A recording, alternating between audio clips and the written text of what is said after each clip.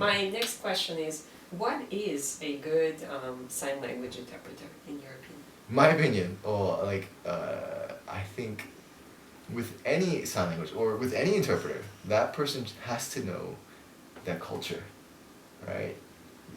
Like we all use Google Translate, and we all know how it gets screwy because it doesn't know the culture, it doesn't know the nuances. So if you have a person who's interpreting like Google Translate, right?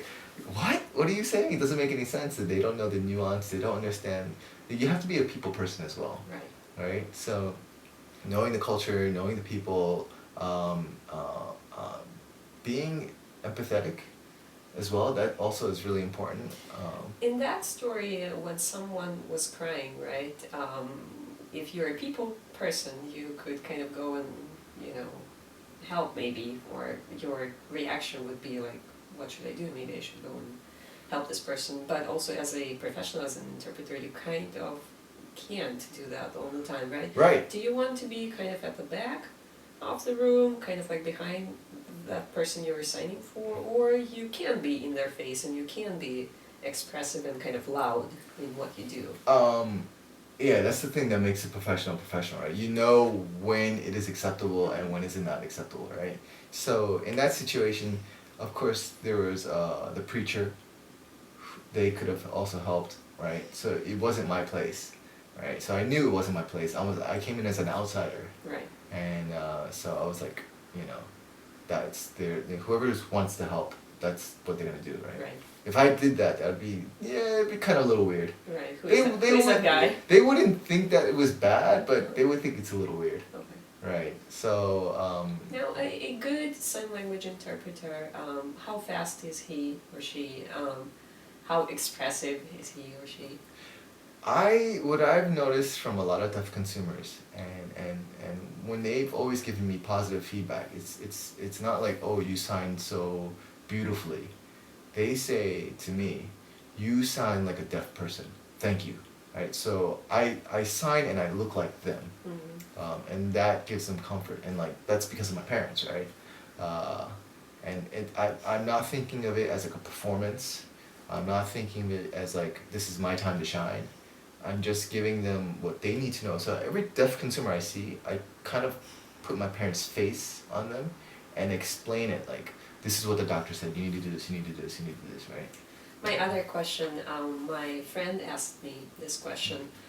She said that in Russia, very often a deaf person is not really well educated for some reasons, because of the educational system and Right. other reasons, right? Right. And she says that very often an interpreter becomes like a nanny to them, basically kind of helping by not signing, basically, but by explaining what things are. And so, okay, you explain, okay, the doctor said this is what you have, right? And then they sign back and they say, so what do I have to do, right? And it's not your place to tell them what to do, it's the doctor's advice, right? Right. But they kind of want you to say something because they kind of don't understand the whole thing, and they're asking you. Oh, in that case, yeah. What would you do? That's really good. Yeah. For instance, if the doctor advised whatever, and then they stepped out of the room, and then that person's asking me my opinion, Right.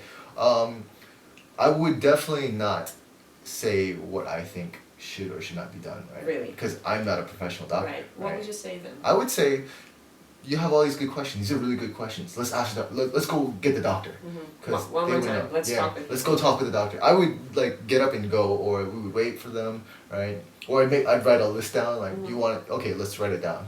And then So you would step out of the. Oh, I don't want to be prescribing anything. Right. Yeah, I wouldn't be. Definitely, that's. But it's not only about doctors and what if it's some kind of something that is not going to harm anyone? Okay, let's say like a I don't know, like a flower planting class, right? Or not something not so technical. But I mean like life situation, like okay, so somebody called me, somebody said that and that, like what should I do? Like would you, do you think you would say what you think about this situation, or you would say this is what we have and kind of focus on facts? Okay, they said this, they said that, this is what you can do. If I'm there on an assignment, I would try to be as neutral, but still convey cultural accuracies. Like still try to bring the cultural mediation. Right. So try to be neutral, but still try to like if in English, something is not being clearly stated. Like no, you should not go to that pyramid scheming place, right? If the person advised like, yeah, I wouldn't go. It's not for me, but it's your choice. Okay. Then I would interpret it as like, oh, that person doesn't go, so but it's up to you. You have to think for yourself, Right. and I would make that very clear. They don't go, and I wouldn't be so ambiguous. So in sign language you cannot be ambiguous. Right. You have to need be to very be clear. precise. So even though in English they what they're saying is kind of ambiguous, I have to take their nuance and make it clear. Right. So Yeah. so it's the opposite for deaf people, and they're too straight. You have to kind of make it a little bit more soft, Soft. right? In English. English. Yeah. Same thing in almost any spoken language. I guess so. Yeah. My students who are studying English, they always say that English is direct. But I think it's also the proficiency level, because when you're a beginner, you don't have all the means in the language, right, to express yourself Right. softer. Right. So right. it's probably just the proficiency level. Yeah, and definitely business English is super ambiguous. Yeah. Because there are so many things that you can kind Yeah. of hide. Yeah. Yeah. Yeah. Can you? And help- eyes go. Oh. Yeah. Can you help us with that? And then they just want you to do that work. Right? Yeah. Yeah. Yeah. Right. So one question that I have is about Mr. Alexander Bell. Okay. Yes. Can we talk a little bit about the history of sign AGB. language? Yeah. Yeah. It's funny. He grew up. He's a CODA. So he's like many of us who have deaf parents, but he's like the evil CODA. I never knew about that. I heard it from you and I was really surprised. So I don't think that, people know that story. What happened and Yeah, people like they know Alexander Graham Bell as the person who invented the telephone. right. And one of the reasons why he wanted to create this voice to device machine was so that I don't know, for him to cure his mother of her deafness, or for her to be able to hear what he's saying. That's what's said. I haven't found any information about that. Right. That's like the folklore, right? But apparently at that time there was a lot of other people who were trying to take sounds and put them into transistors and turn it into like a radio. Right.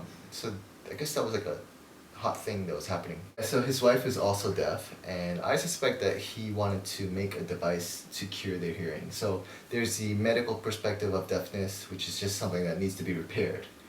But then there's the cultural aspect of deafness, which is you have a community of many deaf people who come together and they share a language. And that's what I think really creates a community, right? If you have a shared language, a shared experience. So being deaf, yeah. Did he share?